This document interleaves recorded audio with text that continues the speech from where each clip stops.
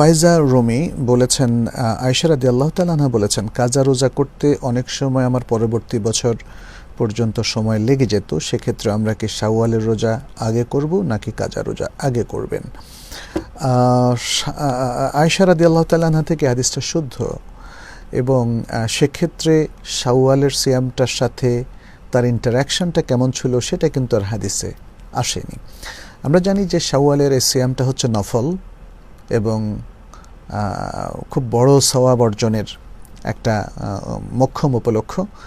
ফলে আমরা যদি কেউ এই সিত্তা শাওয়াল বা ছয় দিন শাওয়ালের সিয়াম পালন করি, তাহলে সারা বছর সিয়াম পালনের সুযোগ হবে, যেটি রাসূলুল্লাহ সাল্লাল্লাহু আলাইহি ওয়াসাল্লাম বলেছেন, সহিহ মুসলিমের হাদিস, মান সামা রমাদানা থুম্মা আতবাআহু সিত্তা মিন শাওয়াল কানা কাসিয়ামিদ দাহর।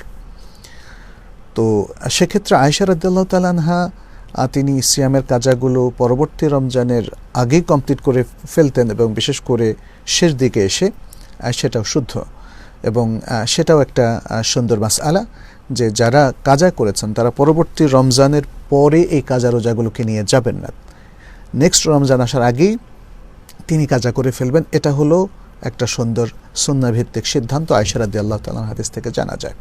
এখন যে মাসালাটা আপনি জিজ্ঞেস করেছেন সেটা হচ্ছে শাওয়ালের সিয়াম আগে পালন করব না কাজা।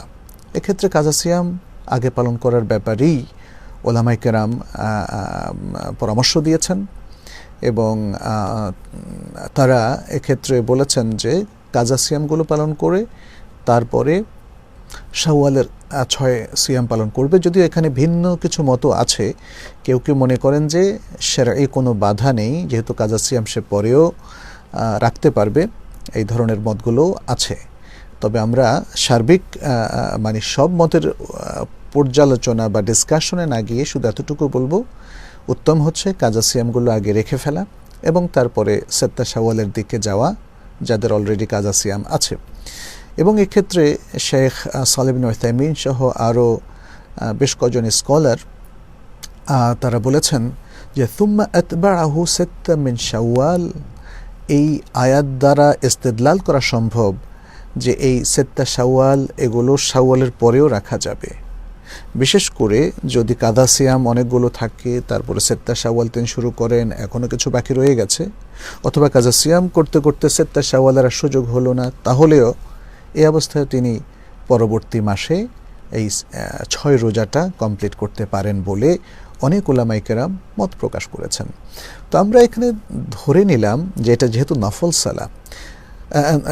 নফল সিয়াম, ফলে যদি কেউ কোনো কারণে কিছু সিয়াম রাখলেন শাওয়ালে, কিছু জুলকাদ মাসে রাখলেন, অসুবিধা তো নেই।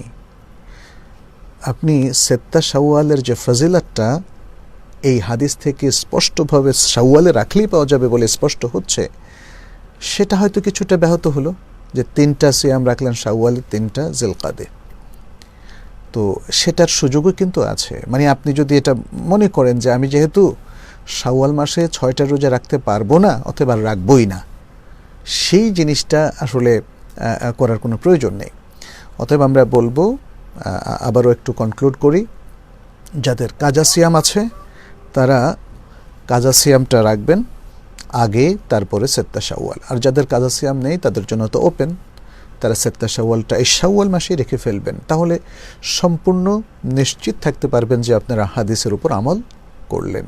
যিনি কাজা সিয়াম তার যে কয়েকটা আছে তারপরে সিত্তা শাওয়ালটা এই মাসেই করে ফেলতে পারেন, তাহলে তিনিও নিশ্চিত হলেন যে আলহামদুলিল্লাহ হাদিস অনুযায়ী 100% তিনি আমল করলেন।